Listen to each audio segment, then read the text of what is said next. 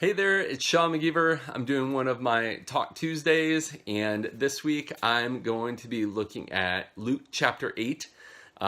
So here we go. Basically, Luke chapter 8 has a bunch of great stories, and some of them I've already covered in the Matthew Talk Tuesdays, so you can find those at wyldhelp.com /Talk Tuesday.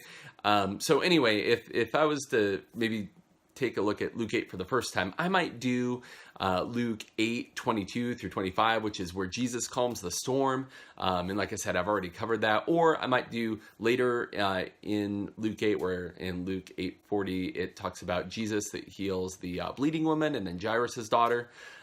So those are just fantastic stories that we often tell in Young Life and are full of great opportunities. If you're interested in either of those, you probably don't need any of my help, but you could go over and look at videos and sheets and stuff that I've already made on those in Matthew.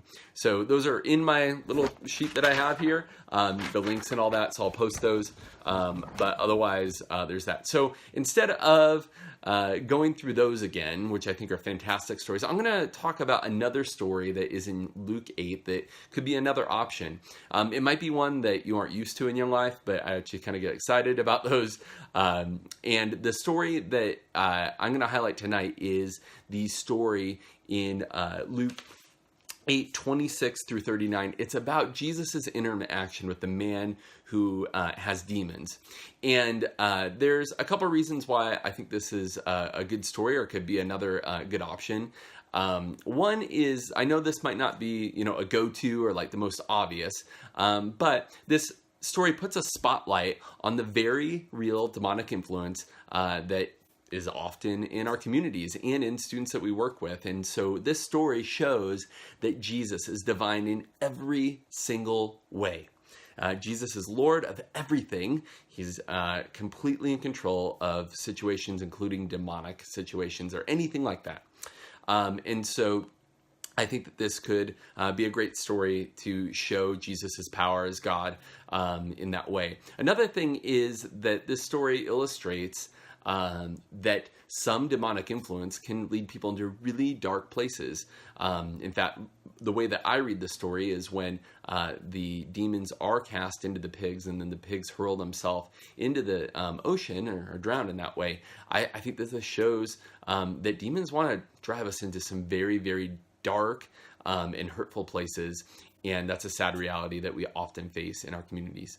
And Jesus is Lord in those situations as well. So anyway, I'm just going to jump in. And I've actually used this or this story in my club. I've also, even when I've spoke at summer camp, I through prayer, I knew it was maybe a bit unusual, but I prayed. And one time when I was speaking at summer camp, I used this story, and I felt like God really used it. Anyway, I'll just jump in. A little outline. If you haven't really looked at the story, is first off, Jesus intentionally goes to an area that was mainly a Gentile area, not a Jewish area. So Jesus is intentional about where he's going. The second thing is he has this interaction with a man who has demons.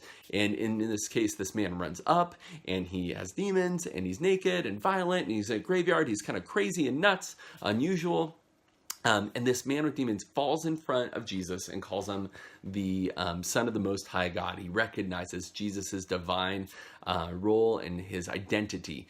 Later, I'll make this point later, but even demons know that Jesus is Lord. We see that in this passage. We also see that in James. Even the demons believe and shudder. So in that case, Jesus commands this demon to come out of this man, and he does. The demon does. And Jesus has a conversation with this demon, or actually, as we come to find out, demons, plural, legion, there are many. And these demons enter the pigs and actually drive those pigs to their death. And I think that's just a bit of a hint of sort of the powerfully negative, destructive influence that sometimes that it appears that demons have. After this is done, the people in the community see that the man no longer is possessed by these demons, and they're actually pretty scared and not so sure about that. And Jesus tells the man to return home and to tell people what God has done for them. Anyway, that's the outline of the story if you need a little bit of a refresher. Here are some possible main points. No one, absolutely no one, is outside the power of God's love. Doesn't matter how dark of a place, how demonic of a place, no one, absolutely no one is outside of the power of God's love. Another one is that Jesus' power includes power over evil, complete power over all evil. My power, Sean McGeever's power, no, no, no. Jesus' power, yes, yes, yes. Also, God desires for us to live whole, healthy, connected lives. This man was not living a whole or a healthy or a connected life. He was isolated. He was unhealthy. He was not living a whole life. And so this shows us the kind of redemptive power that Jesus wanted this man to have. Another is, and I kind of mentioned it earlier, but there's some people who don't like it when Jesus' power enters people's lives and they're changed by it. So those are a couple different directions, as main points as I see it. Here's a few things that this passage shows us about Jesus. One is Jesus, since he's God, he has complete authority over every demonic influence. Another one is that Jesus wants to bring life into people, especially those who are hurting and helpless. Jesus goes out of his way to seek out those who are hurting and helpless. And we know that from that Jesus went to this area. I'll comment on that in a moment. And also, even demons know that Jesus is God. What does this have to do with our life? Well, I would just say really quick that we might, this is just more of a leadership note, a personal note, while only Jesus ever knows for certain, and we have to be clear about that. I can't point my finger and know these types of situations for certain. Some people we encounter might be influenced or perhaps possessed by demons. And we must pray and depend on Jesus and not ourselves. Sometimes I feel like in the communities I'm in, we depend a lot on our personality, on our giftedness, on our charisma, on experience, all these things. And if there ever was an opportunity where those are not going to get you through it, it would be in the face of demons and demonic influence. And we have to call upon the power of Jesus. He is the one that has complete power over that. It doesn't matter how clever, smart, educated, charismatic, flashy, whatever you are, that will not be successful. Only the power of Jesus. And we certainly encounter that in our world and with young people that we meet. Okay. Anyway, what does this have to do with our lives? One is that no matter what you've done or what you're doing right now, you are never outside of Jesus' plans and power for your life. Doesn't matter how dark, dangerous, demonic of a place that you have been in the past or are now, Jesus is able to step into that. Another one is that, just basically that you've never been too dark or scary of a place for Jesus. There was a comment that I read in Calvin's commentary on this passage, which is really beautiful, and so I'm just going to read it to you. Calvin said, though we are not all tortured by the devil, yet he holds us as his slaves till the Son of God delivers us from his tyranny. Naked, torn, and disfigured, we wander about till he restores us to soundness of mind. And so while maybe, maybe we encounter people or even ourselves and go, well, I don't know if it's Satan that's entered me or whatever, but we all have broken, hurting lives. And so, if you do a club talk here, you don't have to say, some of you or maybe are going through this. We all basically go through kind of somewhat similar situations and can't put our finger on it because we're not God, but we go through broken situations. So this should be and can be a story that speaks to us all. Here's a couple technical references, and then I'll close up with a possible illustration to use. Technical reference, and this is, you may have caught me saying this, I really would rather describe this person when we speak as a man or a human with demons. And over a demon-possessed man. And there's a strategy behind this, which is called people-first language. And I've learned this a lot from my friends who do Capernaum. But really, it's about putting, for anyone, their humanity and being made in the image of God before any label that you would put before them. So we're so used to in our culture and even ourselves to say, I'm a da-da-da-da-da-da person, or I'm a da-da-da-da-da-da man or woman. And when we actually put our humanity in front of these additional descriptions, it puts the priority in the right place. So this is not a demon-possessed man. This is a man who has demons. And I think that though that language might be the smallest little switch, I think that makes a lot of difference. And especially if you do Capernaum or something like that, my friends have taught me, you talk about, I have a friend who happens to have Down syndrome, saying that someone is a Down syndrome person is actually completely the wrong way to talk about it. So in this situation, I would say this is a human, this is a person, this is a male or a female who is influenced or possessed by demons. So anyway, just a little note on language here. Another one would be that Jesus does go to the area of the Gerasenes, and this was a place where Jewish people probably didn't spend a lot of time. So this was Jesus going out of his way. And we actually can pick up one detail that makes it really clear, which is we know that the demons were sent into the pigs, who then threw themselves over the cliff. And because there's pigs there, we know that Jewish people would not have eaten or kept pigs, so we clearly know this is a Gentile area, if we didn't already know it from the geography, which we know that as well.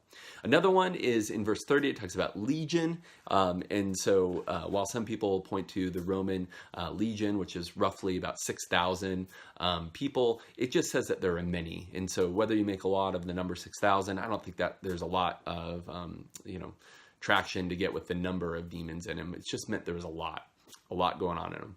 There's this word in verse 31. It says that, it talks about being sent into the abyss.